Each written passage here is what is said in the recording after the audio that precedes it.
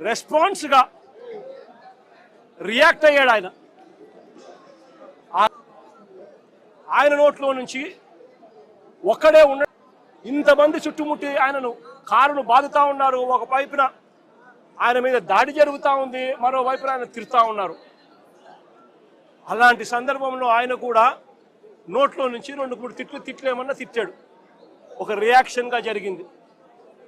నేను అడుగుతా ఉన్నా ఇదే చంద్రబాబు నాయుడు గారిని, ఇదే పవన్ కళ్యాణ్ గారిని, ఇదే నారా లోకేష్ గారిని అడుగుతా ఉన్నా, మీరు తిట్టే తిట్టులకు ఎటువంటి రియాక్షన్ అవసరం లేదు, మీ మీద ఎటువంటి అటాక్ లేకుండానే మీరు రొటీన్గానే తిరుగుతూ ఉన్నారు. ఈ మాదిరిగా ఇదేమి కొత్తగా జరిగేదేమీ కాదు.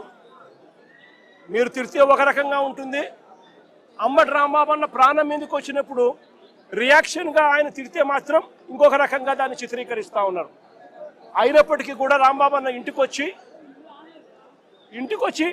10:30కు అది జరిగితే 10:30, 11:30 గంట 10:30 ప్రాంతంలో అది జరిగితే ఆయన ఇంటికి వచ్చి 12 గంటలకు 1 గంటకు ఆ ప్రాంతంలో ఇంట్లో తాను ప్రెస్ మీట్ కూడా పెట్టి జరిగిన విషయమంతా కూడా వివరించి, ఆయన పెద్ద మనిషి కాబట్టి, సంస్కృతి కాబట్టి ఆయన నేను తిట్టకుండా ఉండాల్సింది అని కూడా చింతిస్తూ చెప్పాడు.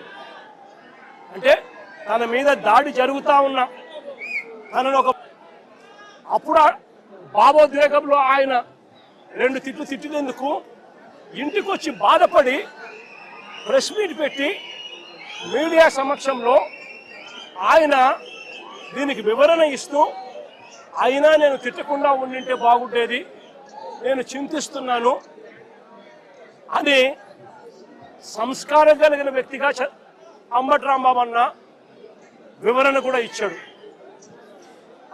అంతటి సంస్కారం ఉన్న వ్యక్తిని నిజంగా